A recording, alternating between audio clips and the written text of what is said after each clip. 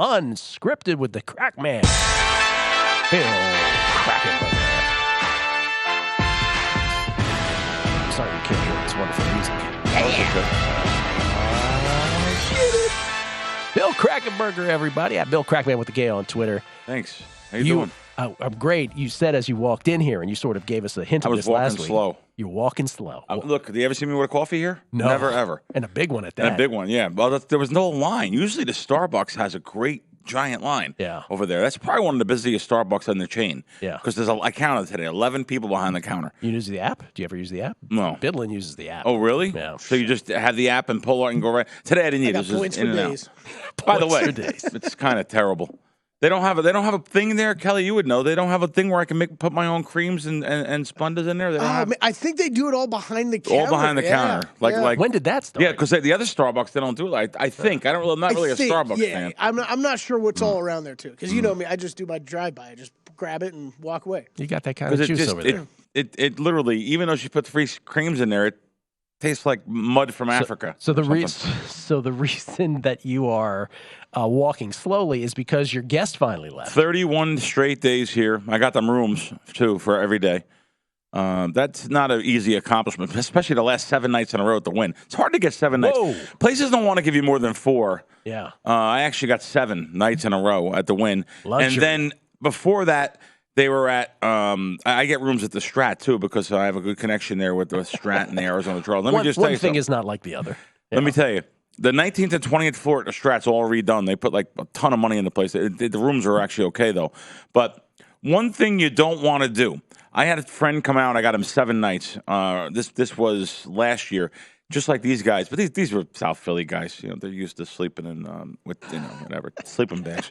But I was going to say, do the people at the Strat know that you got people at the Win at the same time? Yeah, right. No, but last year he stayed at the Win and then went to the Strat, and he's like, you can't do it in that order. Never do that again. Not in that order. Not in that order. No, absolutely not. The Win is, as my friend Scott calls it, it's Fantasy Islands. It is. And the outdoor, I went to the pool with them the last like 4 days, and it beat me up because now I'm beat up. I'm walking slow. I'm even though I had some cream on it, it just got me. Oh, Bill Krackomberger has sunburn on his forearms. Yeah, I guess Did you wear sunscreen? Did you put on sunscreen? I wore a little sunscreen on my body, yeah, but when you got my body, you have to buy a whole thing of sunscreen. Does Bill Krackomberger go shirtless at the Win pool? Yeah, of course. Okay. I'm just wondering.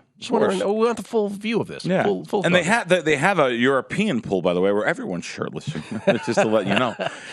Mandalay does as well. Yeah, they have one there. The Toptional pool, they call it. Oh, okay. Yeah. But anyway, I didn't go over there. I just know it's on the other side of the blackjack and stuff. I took some nice videos, the outdoor blackjack, the outdoor.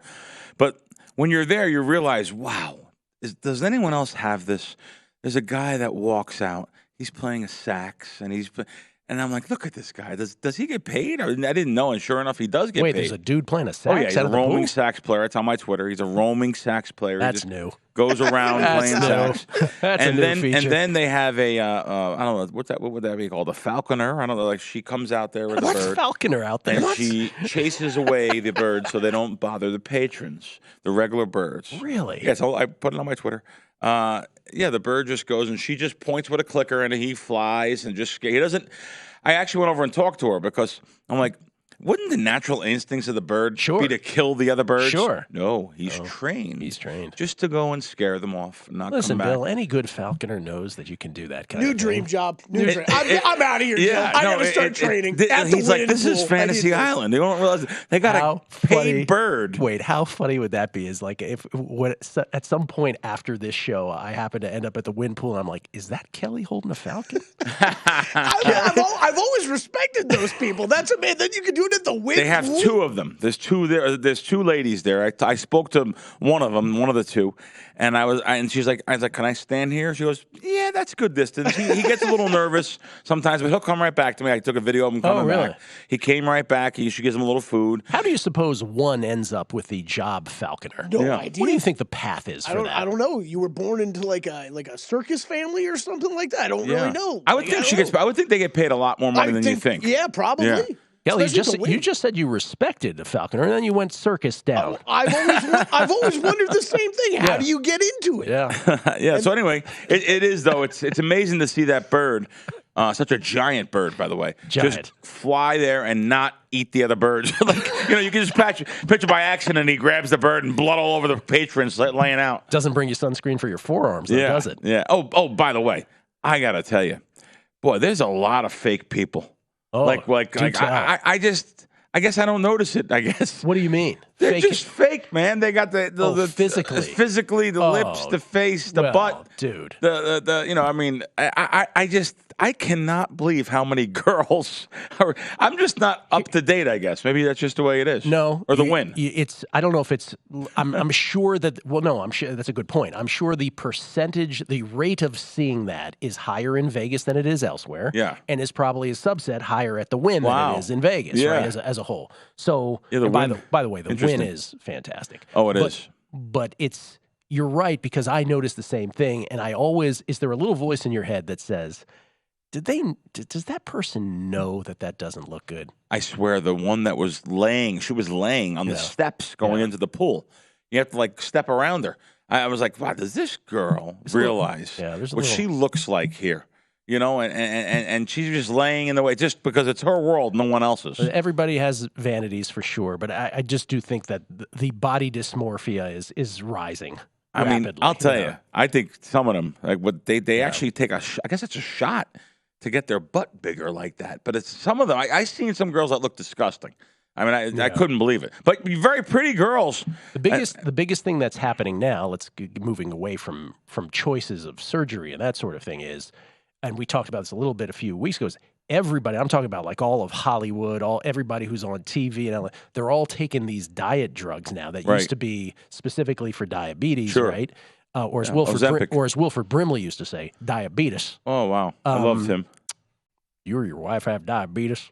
But now they're FDA approved for weight loss. Right. So if you can get to the right doctor, all these people are taking. Now, no one knows what the repercussions of it, but I've asked people who've taken, I'm like, are you worried about the repercussions? They're like, no, look at me. Right. No one cares, wow. right? So there's Nobody cares. It's every year, as time moves on, there's all these different things that people are doing. Let me tell you, go over to the Tower Suites at the Win, which is over by Tableau. Yeah. Which has the best lemon pancakes. I forgot. Tableau is in the back there. In the back there. Yeah, you can't really find it. You can't really find this security guard outside. Yes. You have to say, I'm just going to. The one time I was there, I was like, oh, there's Tyson Fury next to me. It's really tucked away. It's so nice back there. Yes, though. it is. So anyway, I did go there, by the way. Lemon ricotta pancakes, by the way.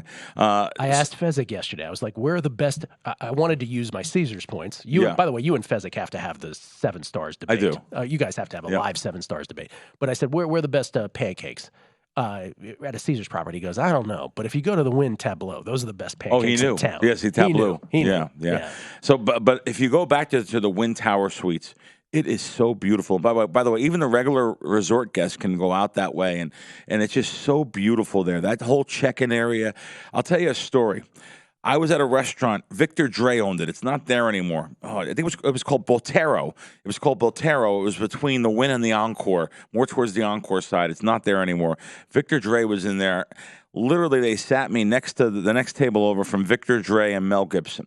Mel Gibson, they allowed him to smoke in the restaurant, by the way. And then later on in the night, I wind up seeing him all by himself, literally over by the Tower Suites there.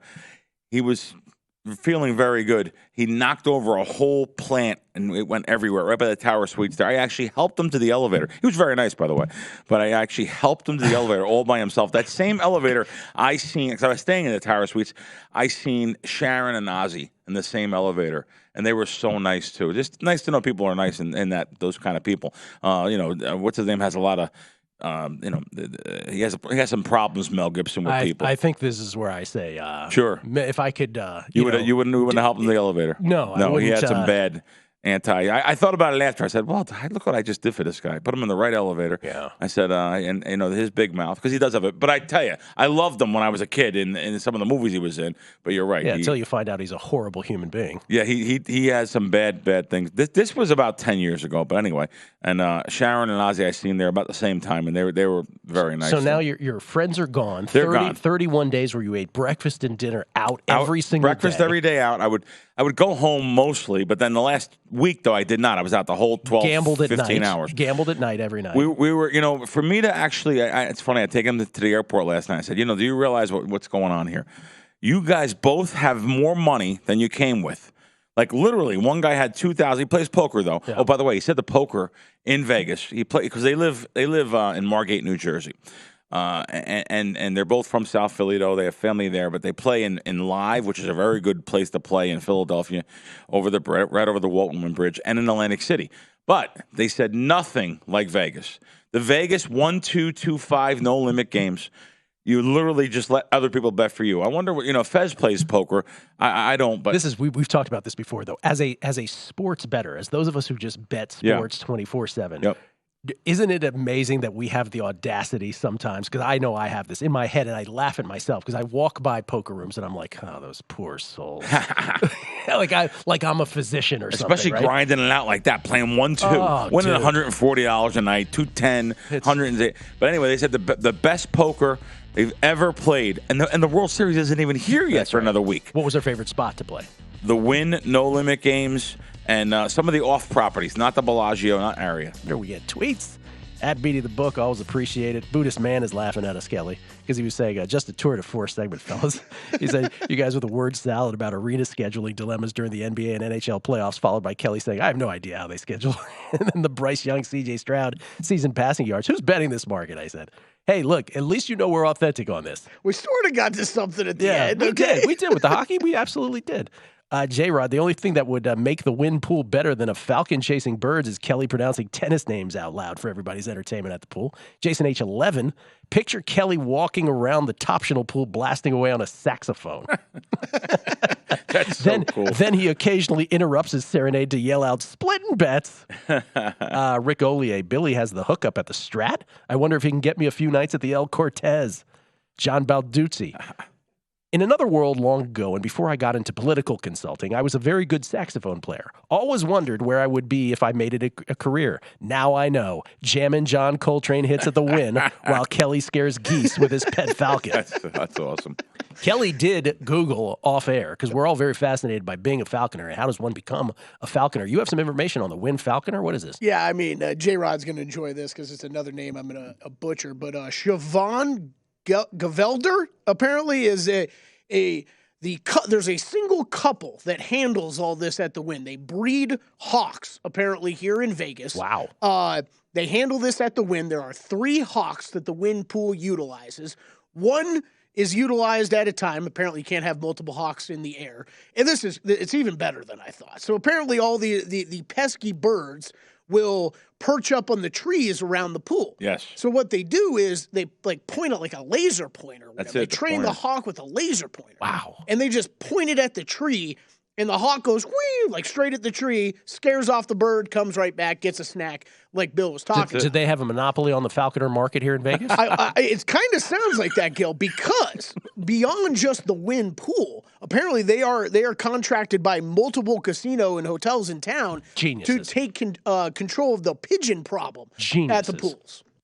That's great. Let's get these two on the show. No, they're must get. I'm writing down the name right now. Must get. We got to get our buddy Oz back on the show to the Mentalist, and then we got to have the Falconers. He's so big time. And then we got to have Fezzik debating Crack about 7 stars, and then we got to have Fezzik and Jeff Benson on so I can ask him what the hell happens to them when they get on Twitter. That's the show right there. That's a July show if I've ever heard one. Yeah. Yeah. You have a scam. I got a couple things that I wrote down. Scam you'd like to report. Yeah. Well, first, I'm sure this is old news.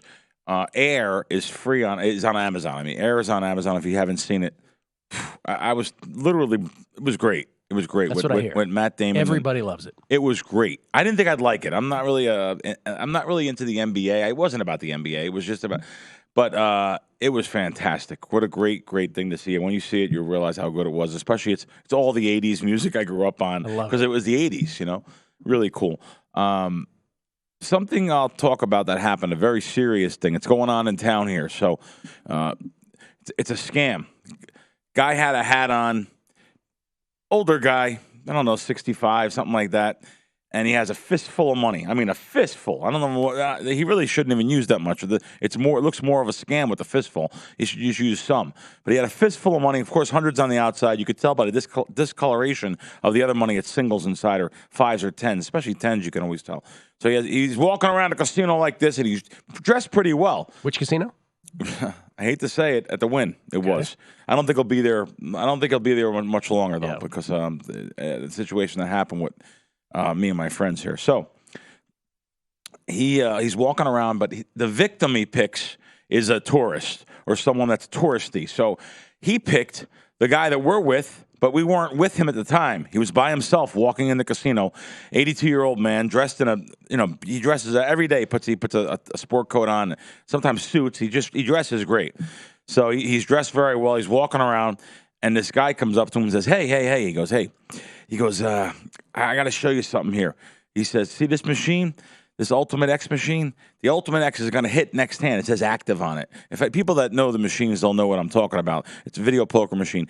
He goes, you could play the next hand. It's $100, but play it because I just hit the one over here, and I can't hit any more. They're already on to me. It's active, though. You could play it.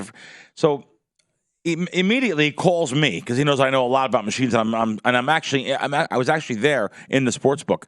I run right out, and then right away, I see what the guy's doing. I said, "What are you talking about? That was last hand that it was hit, the 2 times and the 4 times and the 12. It's not this hand. What are you doing here?" The guy literally ran away.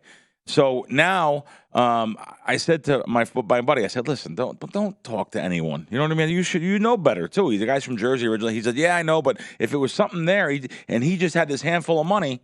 So even a sharp guy, by the way, sharp North Jersey guy, even him was a little bit like, "Wow, he has all this money in his hand," and he says he can't play over there. They're watching him.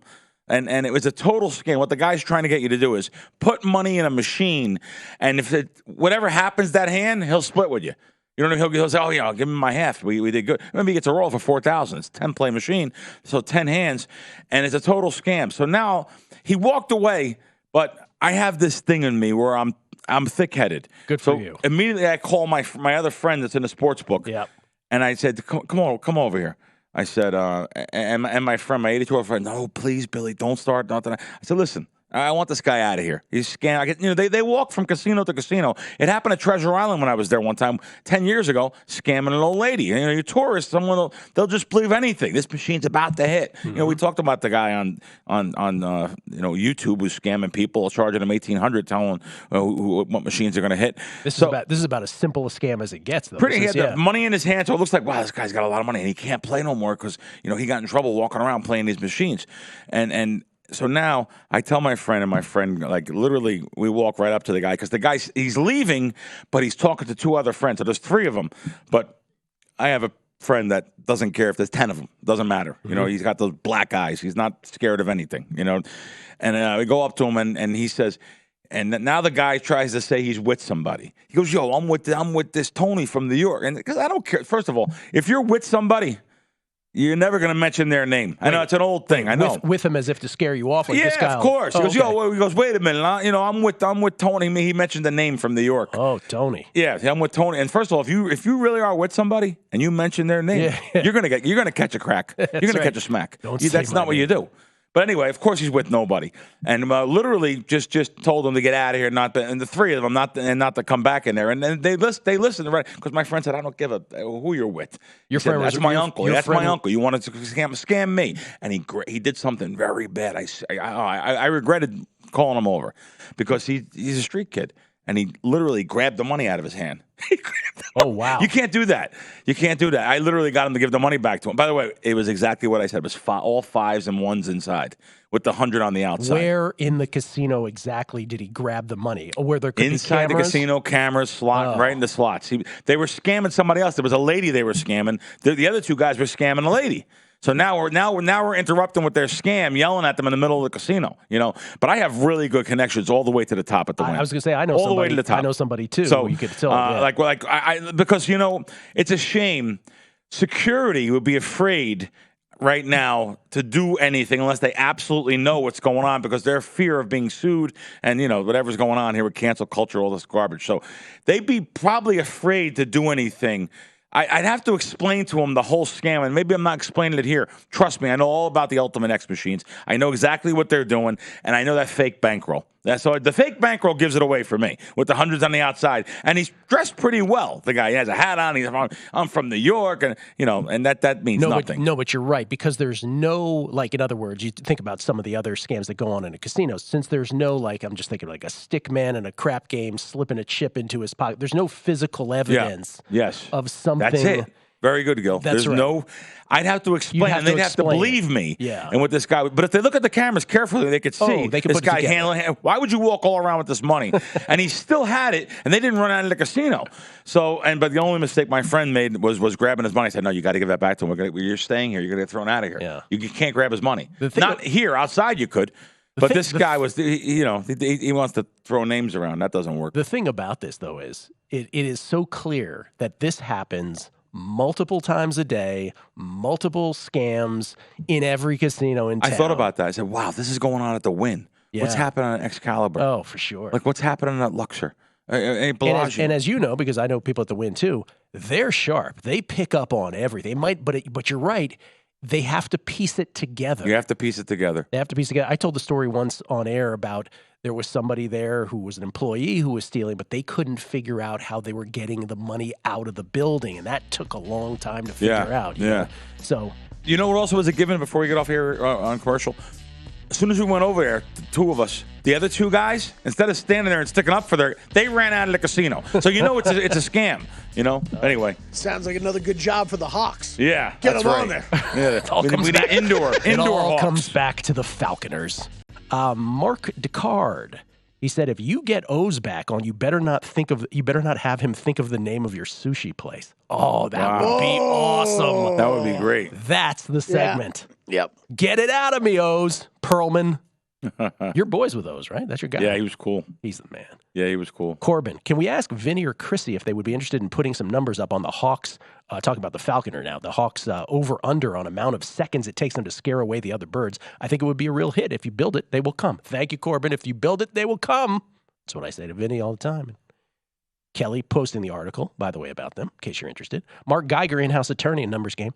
Reminds me of the old racetrack trick. He's talking about your scam that we were just talking about here, Bill. He said, you act like you got inside info, get 6 squares to buy you a winning ticket on 6 different horses.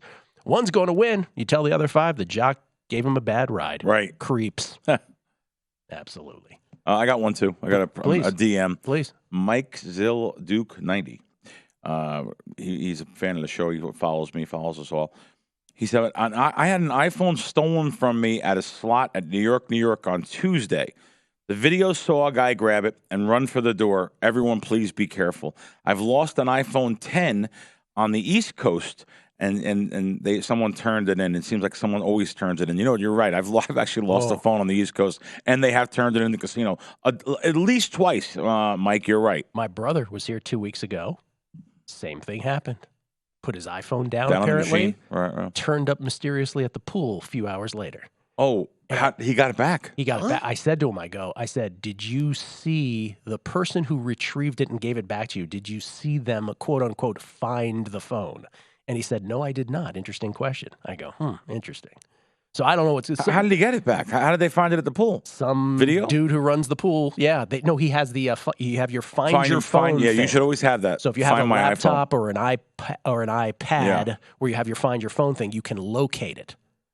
But they didn't let him go get it. Someone else did. Wow. So because think about the wars that can happen there. Oh, yeah. If this guy has it, it says it's right there. Yeah. Yeah, it's on him. Take your pants off. So what did you?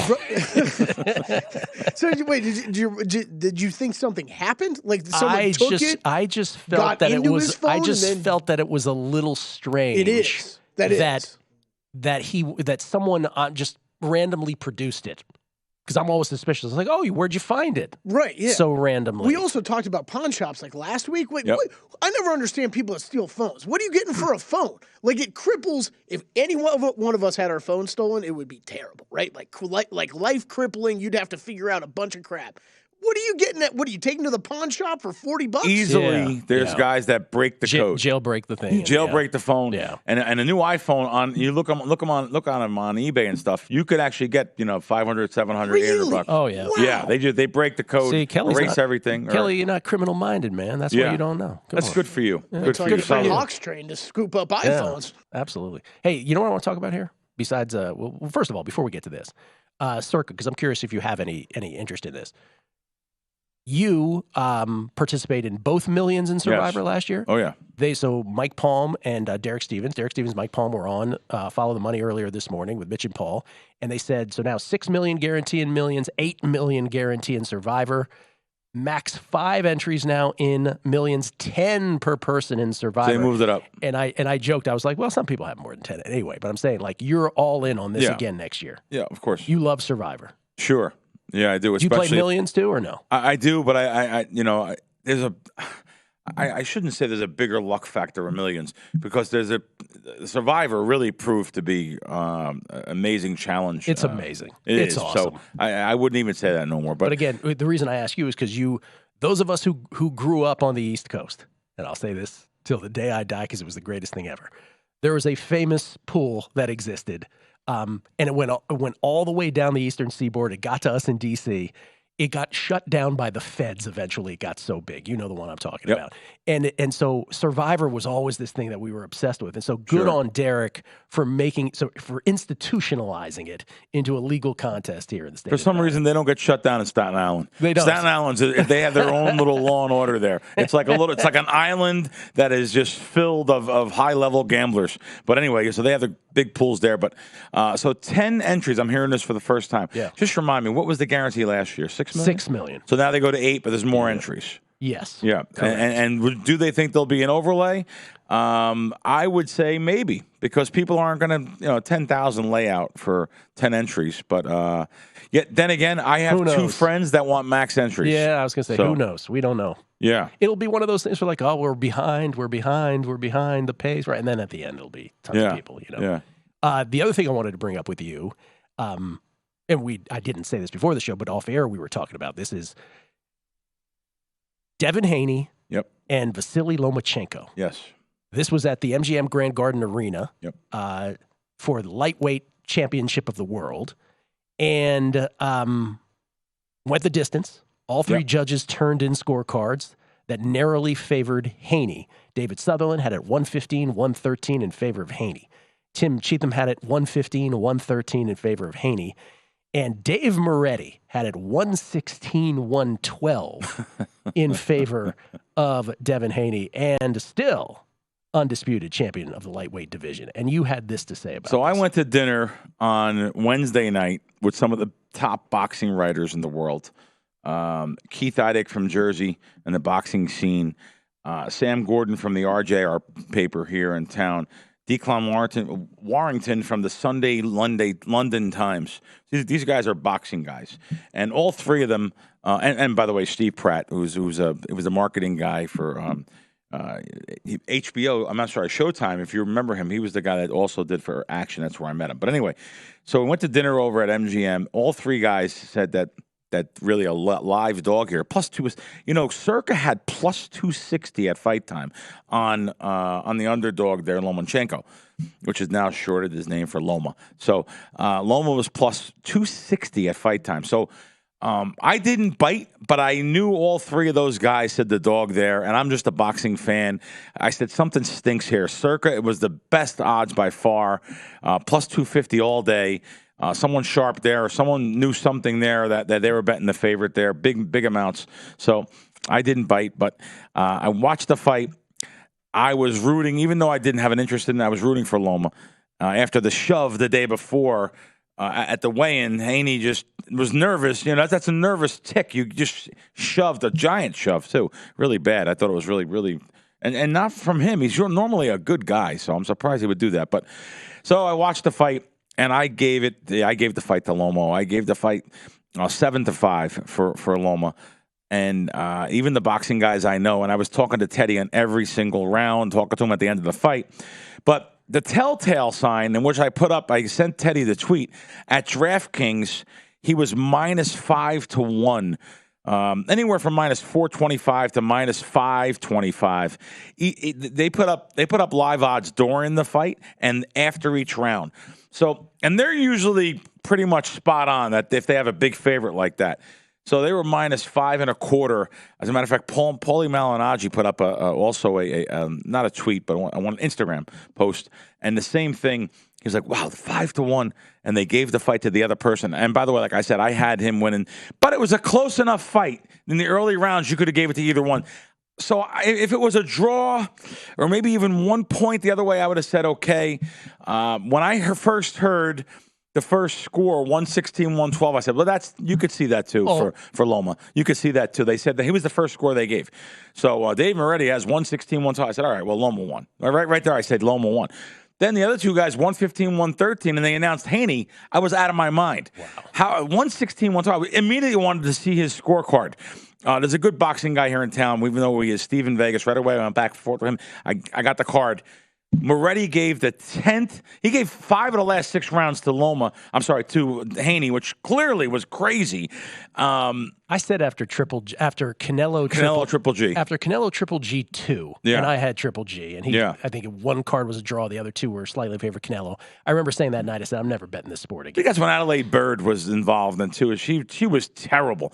Her husband Robert Bird. I mean, they train people to do this too. I imagine, but yeah, she was awful. By the way, knew nothing. Moretti was one of the 3 judges, the famous Leonard Hagler. He was great for years. He actually had one of the more reasonable scorecards after that one. Huh. Remember, that was the one where it was 115-113 for Hagler. Moretti had it 115-113 for Leonard, and it was Jojo Guerra who had it 118-110. Imagine. For the new middleweight champion of the world, Sugar Ray Leonard. But he gave the 10th round. You cannot give to. It was literally, it's corruption or incompetence. Something's up. He's 87 years old. And I don't want to be involved in either of those. No, it's terrible. Terrible what I seen there that night. Chris Hartman, Gill, you could be a Bydloner. Point a laser at annoying patrons outside the studio, have Kelley run them off, and then give him a snack when he returns. There was just some people outside snapping photos. Give him a snack when he returns. That's great. Make it a shot, and then we're talking. I work for drinks. Oh, my God. Brian M. Guessing college lines, pronouncing WTA members, The Price is Right Tech Edition with Kelley Midland. This is from Midzi. Did not have Gill bringing up Vanderpump Rules on my bingo card for today. Says, I'll never forget when I saw Patrick Maher on the show. Let me just tell you this about Patrick. Patrick is the greatest example of how a show like that can completely twist based on how they want to portray you in editing. He is the nicest human being on earth. Yep. Let me just throw that out there. Charles in Connecticut. Oh, this is good. Thanks for the iPhone info. A lot of the newer slot machines, you'll like this, Bill. A lot of the newer slot machines have a charger built in on the console. Yes. I have always been cautious using them and always kept a close eye on it while exposed because it seemed risky. This confirms it. Never again. And by the way, Charles, let me just add to this. We see people here, outside of the studio, the slot machines are like literally like a chip shot away from us, not even a putt away from us.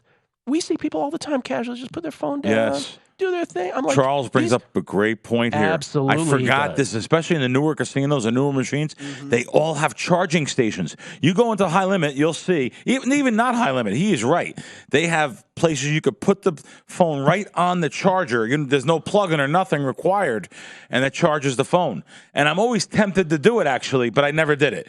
I just keep my phone in my pocket, but once in a while I'll keep it out. But this trip, my friend lost his phone and went back and got it. It was in the same spot. But thank you for that tweet, because that is the newer machines. Mm-hmm. They're trying to help people, leaving your phone to get charged while you're playing, because they want you to stay longer. That's the idea is to get you to gamble longer. Don't think they're doing a service for you.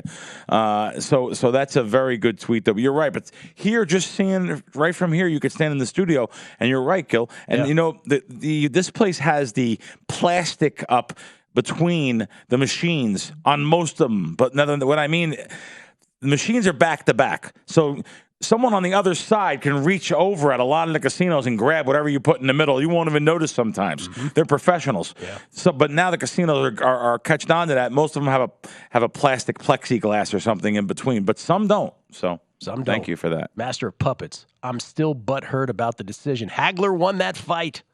He's still 26 years later. He's still, 36 years later. Wow. He's still upset about that decision. Wow. Ray Leonard, who had been out of boxing, he had fought one time in about a 5-year period at that point in 1987, April 6, 1987. And Marvelous Marvin Hagler, who had changed his name legally to that at that point, was just the unbeatable middleweight fighter of the world. And Ray Leonard always thought he could beat Marvin Hagler. Huh. And he went in there and he did the old stealing of the rounds. Wow. Now, back then, you were in high school, right? Am I thinking right? Mm-hmm. Were you a boxing fan, though? Do you remember? And I was I grew up where Ray Leonard grew up. So we were the biggest Sugar Ray fans there ever was. Now, interestingly, I happened to watch that closed circuit, right? And it's funny because there were people at the Capitol Center in D.C. watching that fight on closed circuit, and there were people at the Boston Garden watching Marvin Hagler from Brockton, Mass. Oh, wow. And it was one of these amazing things, and this speaks to boxing. The Boston Garden crowd was convinced Hagler won the fight. Huh. The Capitol Center crowd was convinced Leonard won the fight, right, because of the biases. Sure.